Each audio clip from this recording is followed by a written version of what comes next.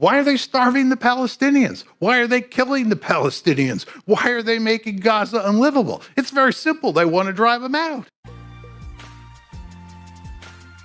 Well, ladies and gentlemen, welcome to the Intercontinental. My name is Tom Switzer. I'm the Executive Director at the Centre for Independent Studies. Now, John Mearsheimer is without doubt one of the most distinguished professors of political science in the world. He's been a professor of political science at the University of Chicago for more than 4 decades. He's the author of many prominent and influential books, most notably The Tragedy of Great Power Politics, that was published in 2001, and Foreign Affairs magazine, the prestigious New York-based Journal of Opinion on International Affairs. It ranks Mearsheimer's Great Power thesis as one of the 3 most influential foreign policy theses of the post-Cold War era. John, as Foreign Affairs has actually acknowledged, is, quote, one of the most famous political scientists in history. Extraordinary rap. One of the most famous political scientists in history. And that review of John's latest book was written by a critic.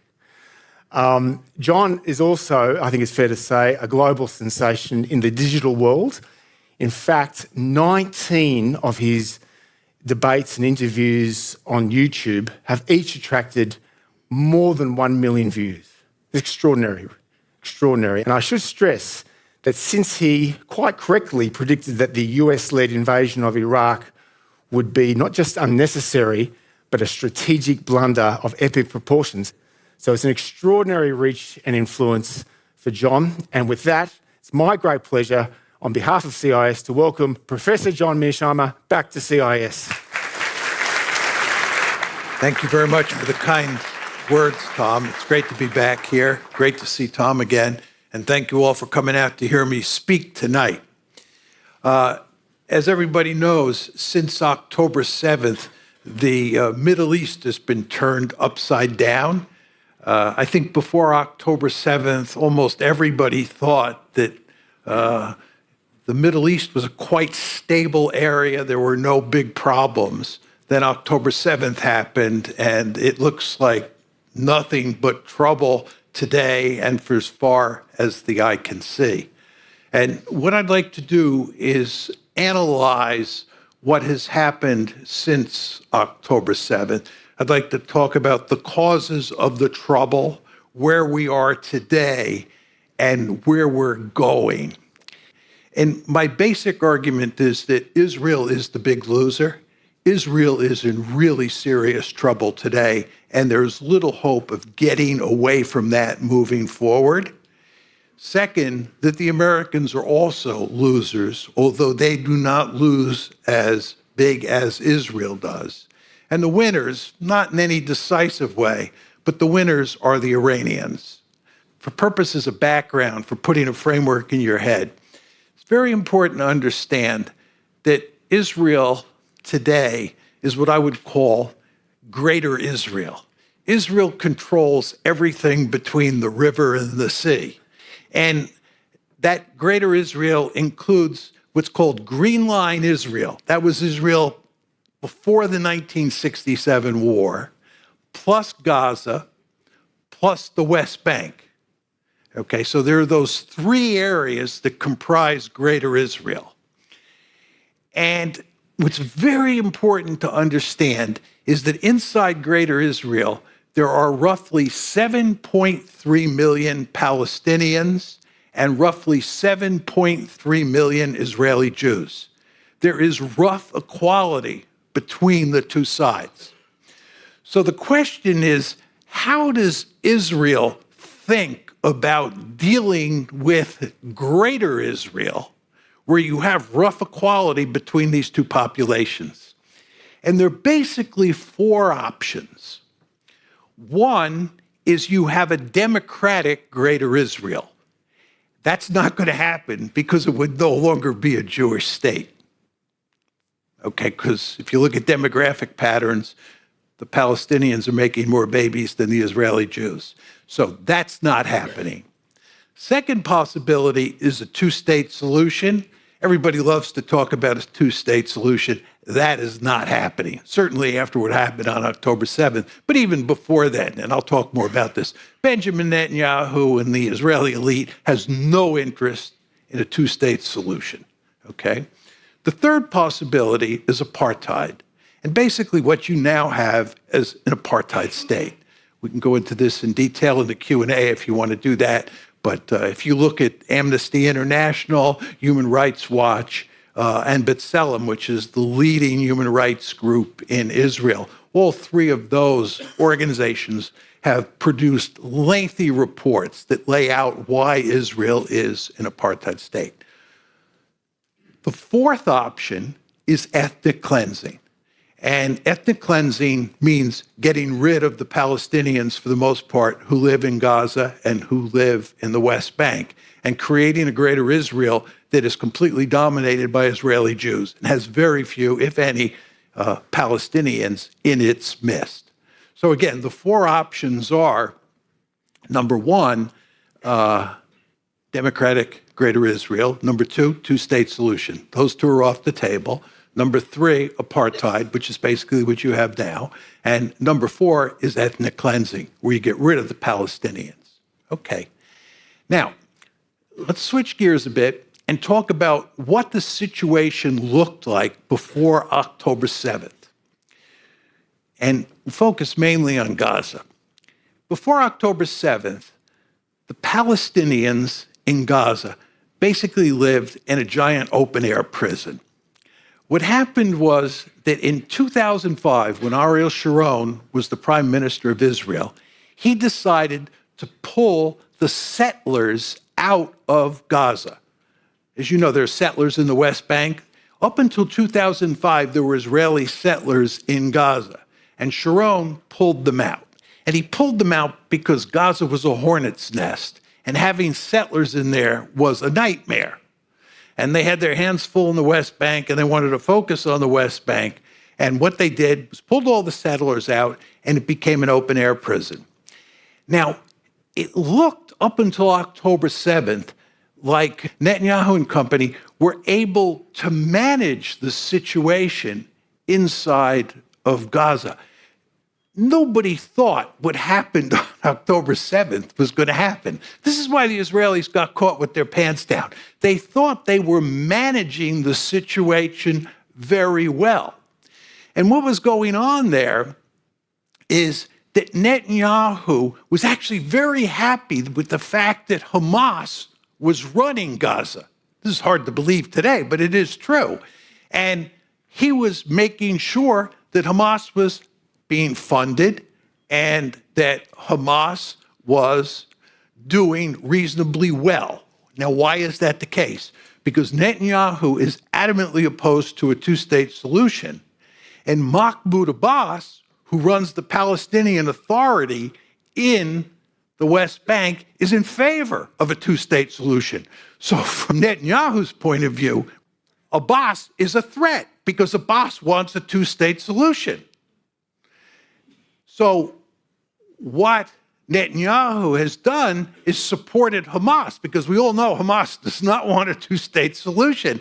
And he's playing off Hamas against the PLO in the West Bank. And it looks like it works.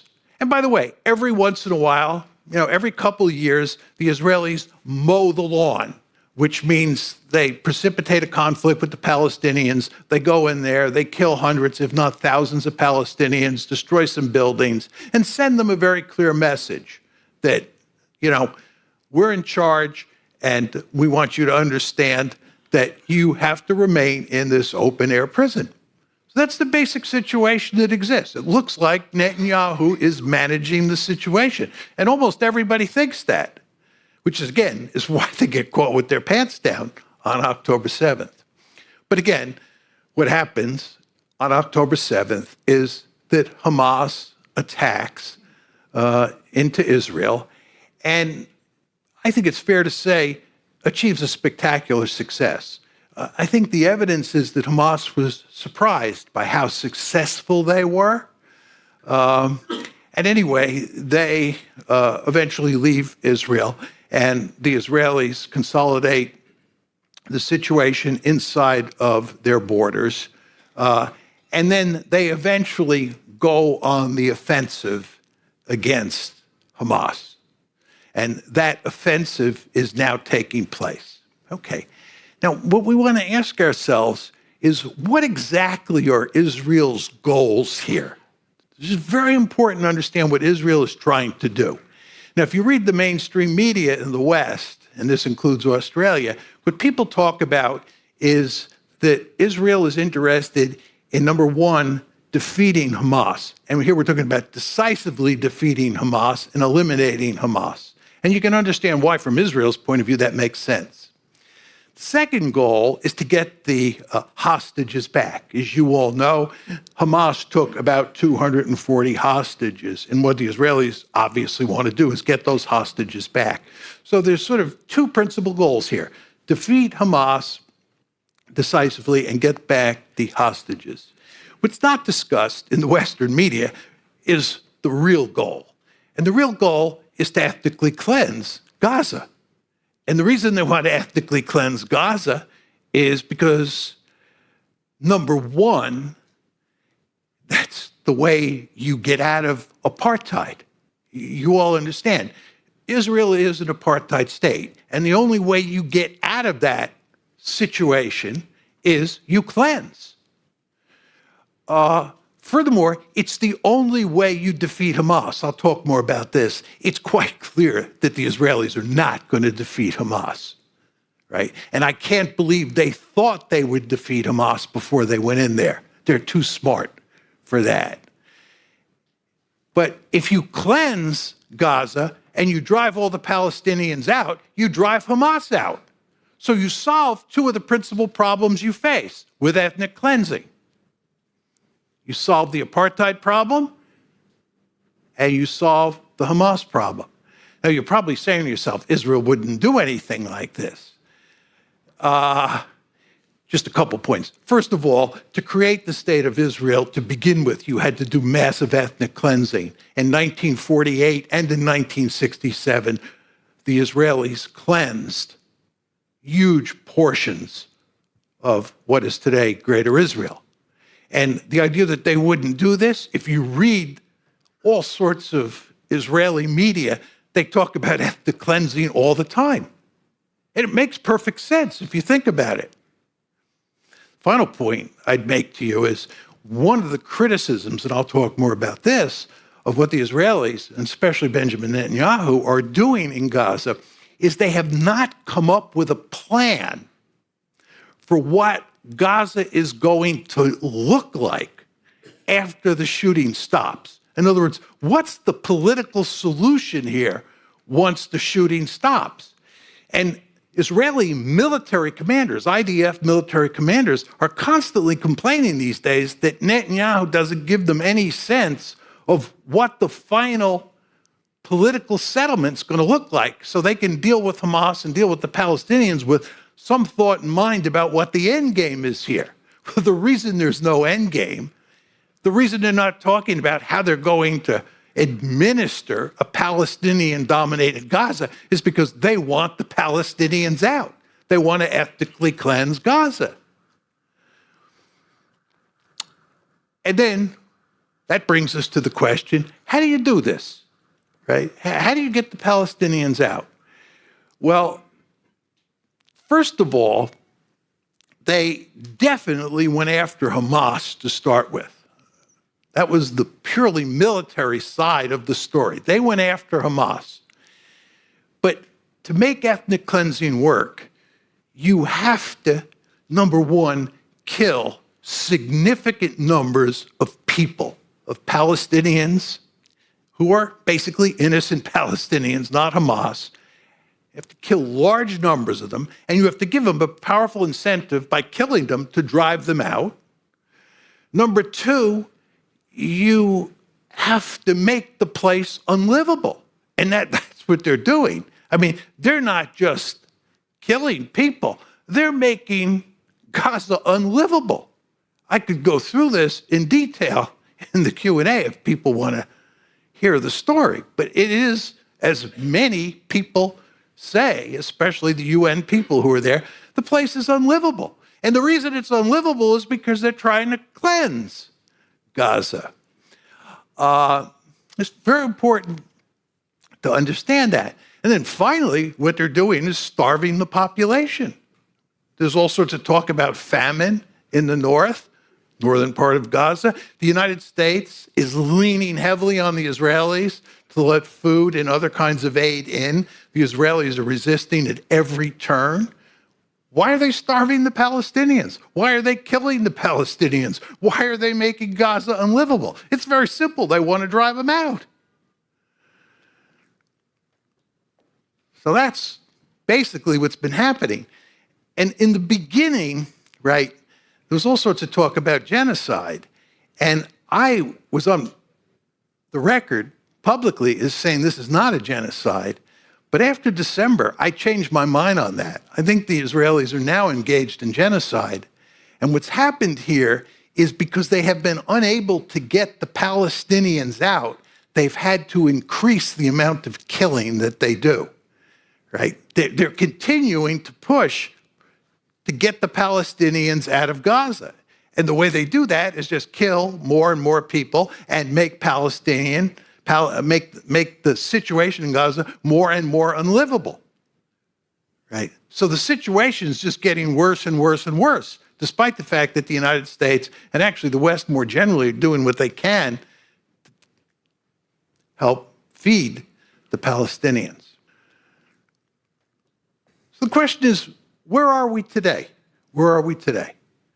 First of all, they've not defeated Hamas, and they're not going to defeat Hamas. Kurt Campbell, who is the Deputy Secretary of State, basically said that yesterday. There are all sorts of stories in the Israeli press that they're not going to defeat Hamas. They haven't gotten the hostages back, and they have not been able to cleanse Gaza. They've not been able to cleanse Gaza. Furthermore, they're stuck in Gaza. They're there, right? They got out in 2005, and they're back there. This is not good. So what you see here is that Israel is in real trouble in Gaza. Now, in addition to the problem in Gaza, they have a huge problem with Hezbollah, because Hezbollah in the north, in support of Hamas, has been shelling northern Israel. And there are somewhere between 60,000 and 100,000 Israelis from the northern part of Israel who have had to move into the center of Israel on a temporary basis and can't go home because Hezbollah is shelling northern Israel. And Hezbollah has said that until this all ends in Gaza, they're going to continue to fight the Israelis. This is a huge problem for the Israelis. So they not only have trouble with Hamas in Gaza, they have trouble with Hezbollah up on the northern border.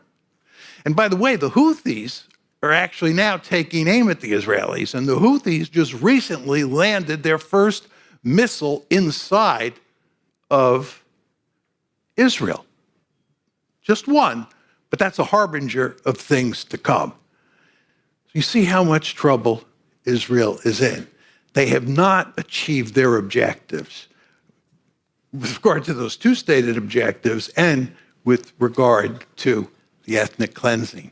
And as I said to you before, you always want to understand there are four options here. First two are off the table, and that comes down to apartheid or ethnic cleansing. And the Israelis understand full well an apartheid state. We remember what happened to South Africa. We have got to solve that problem.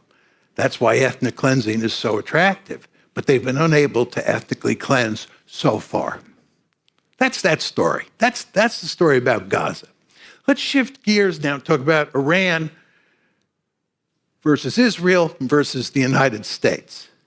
Up until April 1st, the war between Israel and Iran, and even the United States and Iran, was a shadow war. And it's very important to understand that we did not want the war, that shadow war, to escalate. We did not want to see Iran and Israel get into a fight. Very important to understand, nor did the Iranians.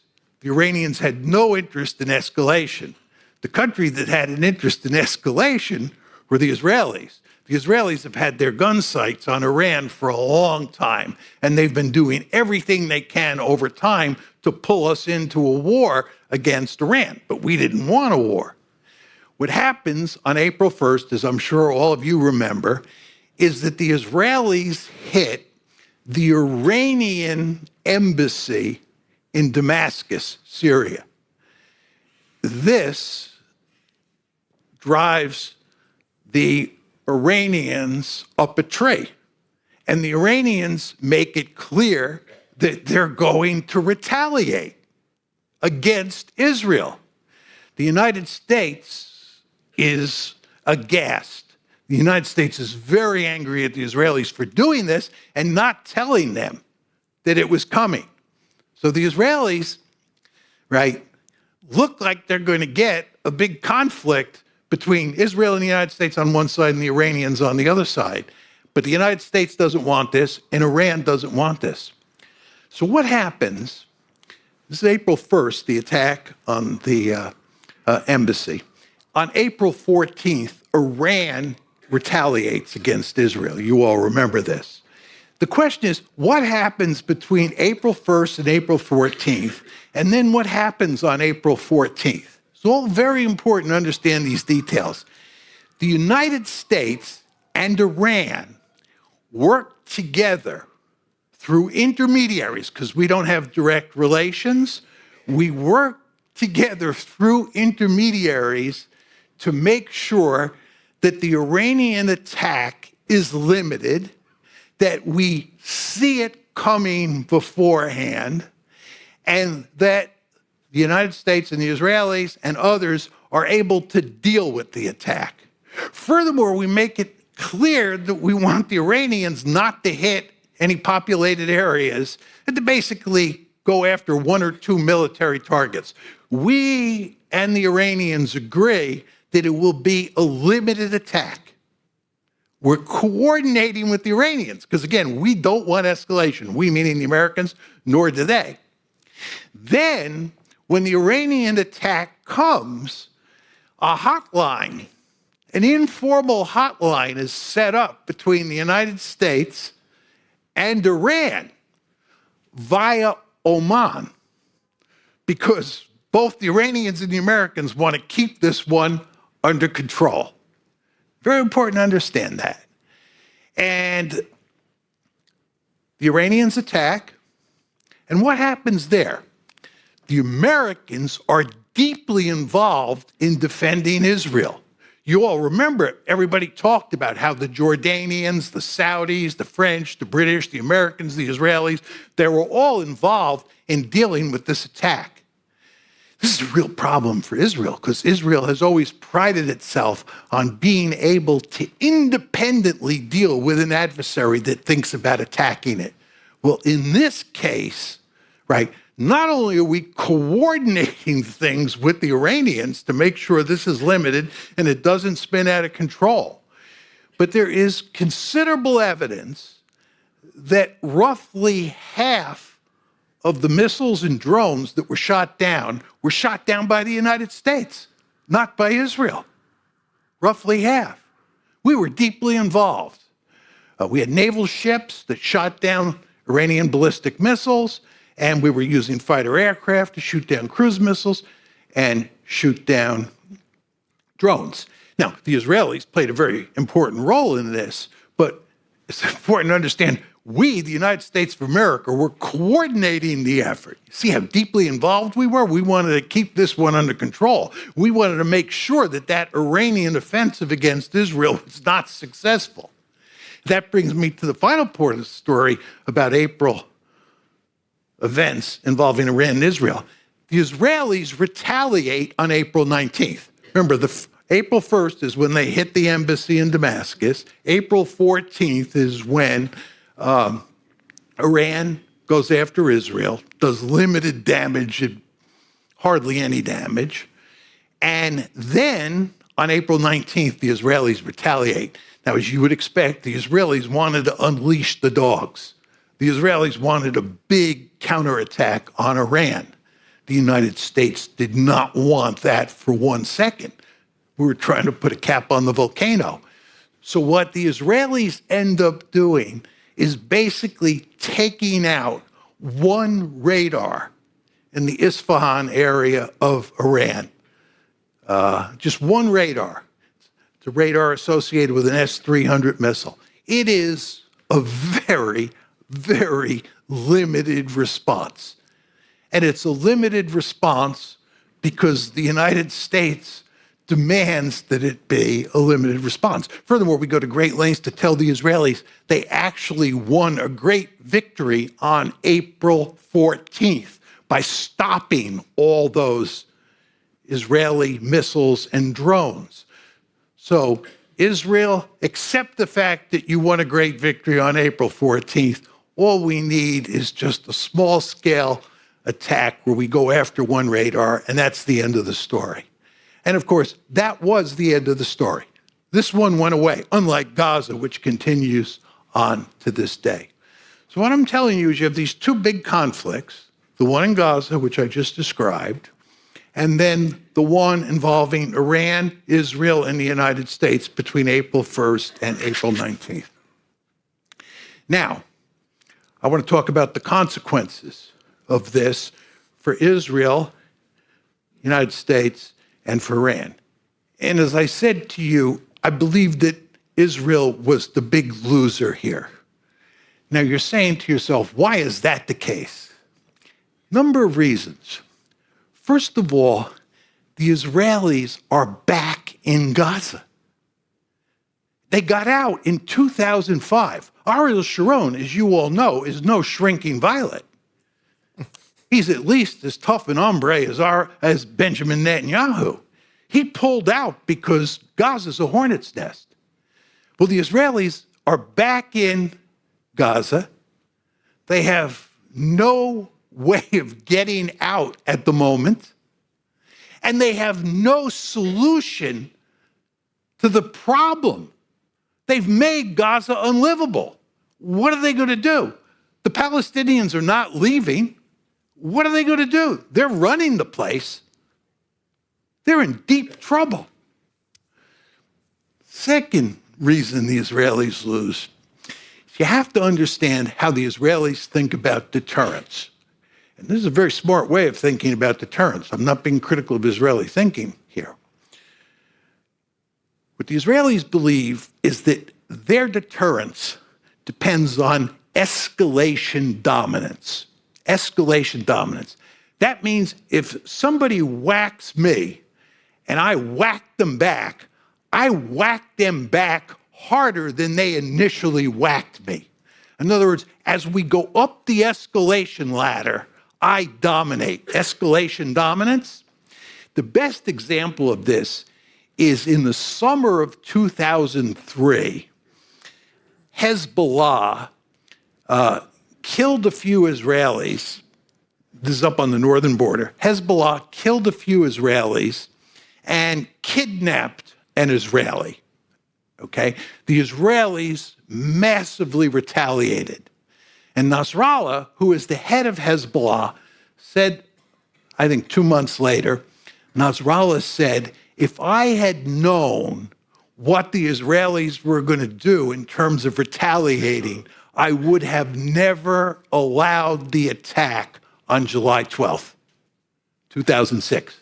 That's escalation dominance. Do you understand? It's very important. From Israel's point of view, they have to make it clear to all their neighbors that if you whack us, we'll whack you back harder.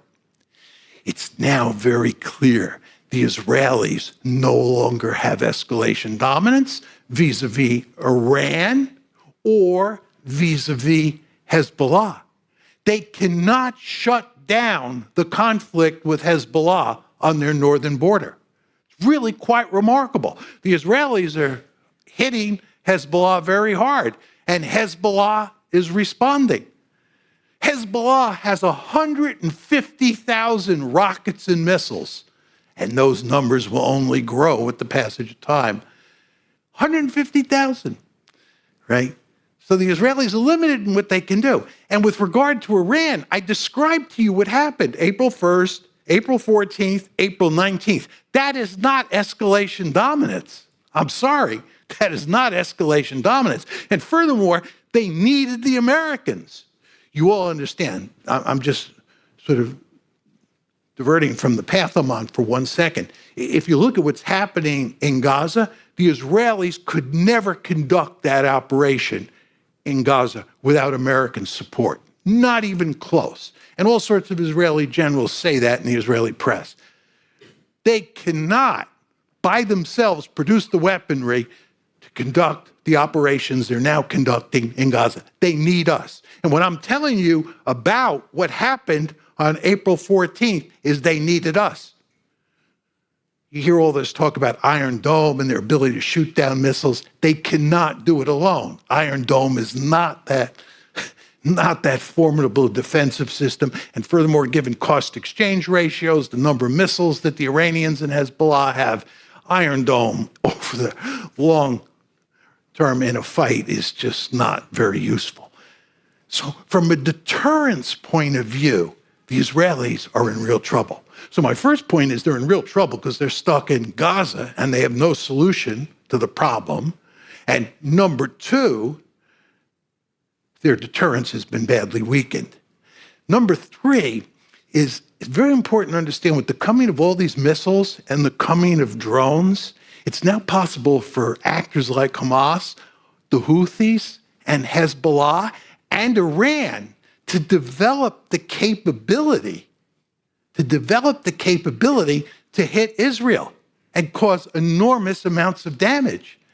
And lots of people who live in Israel are not very comfortable with this situation, right? The idea that they are exposed to adversaries, and these are formidable adversaries. I don't want to make light of the fact that groups like Hezbollah and groups like Hamas would like to finish Israel off. They would. No, these are really tough hombres. And what's happened here is that with the passage of time, right, missile capabilities and drone capabilities have reached a point where it's quite easy for actors like that to employ those weapons to create a real threat for Israel. The fourth way in which Israel is in trouble is that it has effectively become a pariah state in ways that it never was in the past.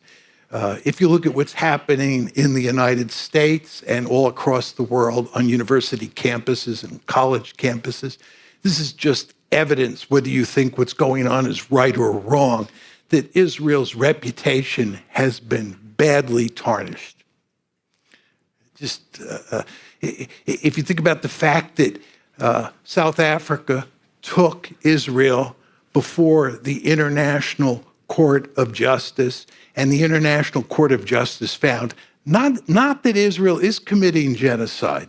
They didn't find that. That is yet to be determined.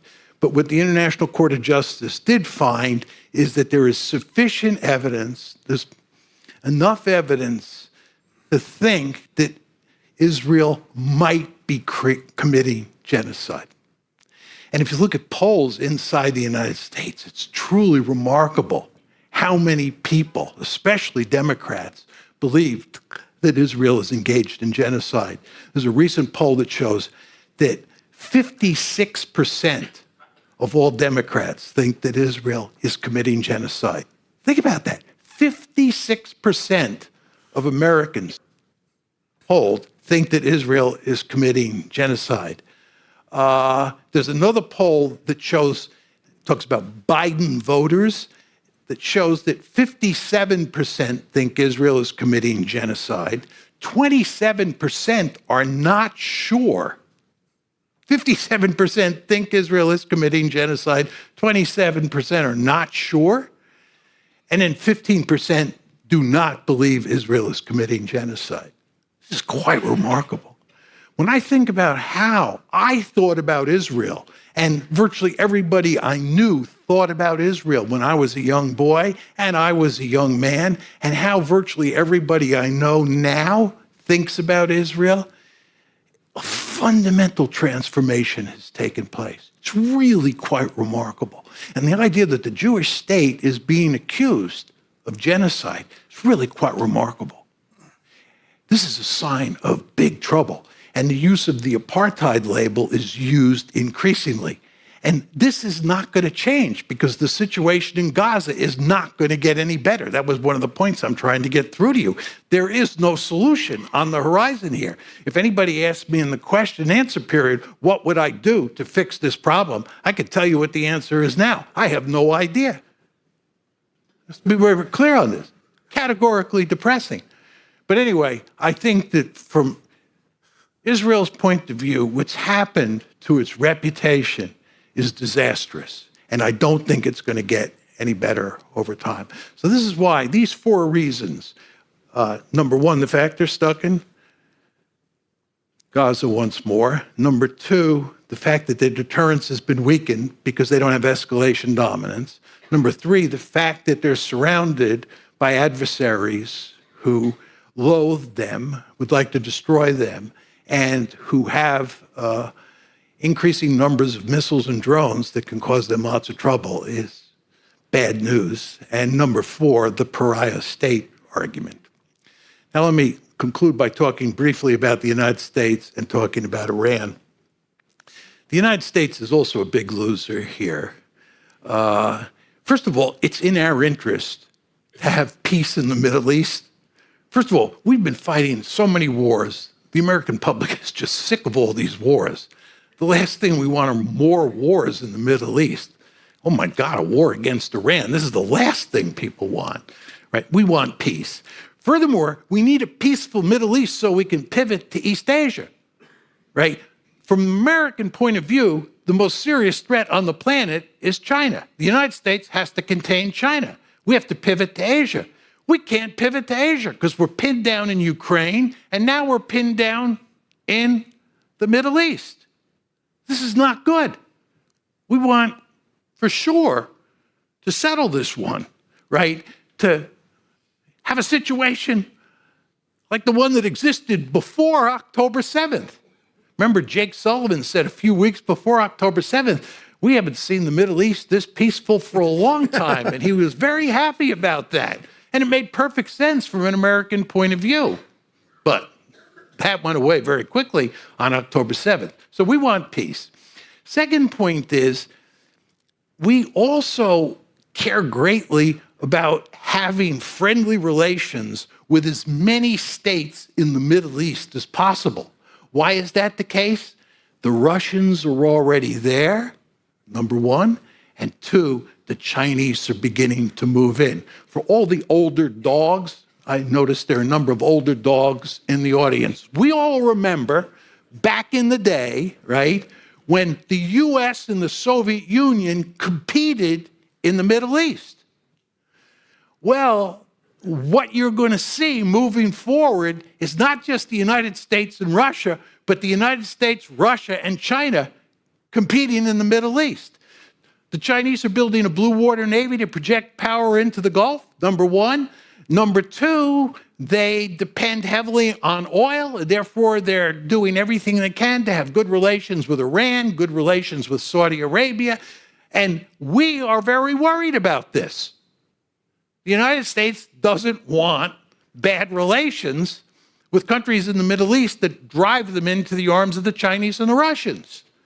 And you see a lot of that happening. By the way, you all know about the Abraham Accords. The Abraham Accords was where the United States was recently trying to get Israel, Saudi Arabia, and the United States all together in a sort of quasi-alliance. This is all gone by the boards now because of what's happening in Gaza, right? This is not in our interest. It's certainly not in Israel's interest, and it's certainly not in Saudi's interest at all either.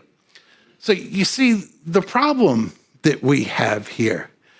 Just one other problem, and this applies to the Israelis as well, is the nuclear issue. You all understand Iran is a hop, skip, and a jump away from developing nuclear weapons because we, with pressure from the Israelis, we, the Americans, pulled out of the JCPOA. That was the nuclear agreement that the Obama administration crafted with Iran. The Iranians are now enriching uranium up to 60%.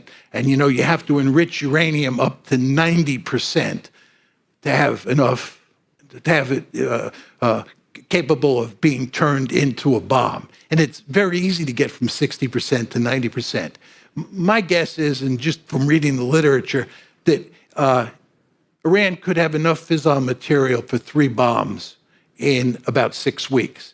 That's not a bomb, that's just a fissile material. I think it would take probably about 6 months to build 3 bombs, and then they'd have to develop the delivery capability. So it's not like they're going to develop a bomb in a month or 2's time. That's not going to happen, but they're not that far away.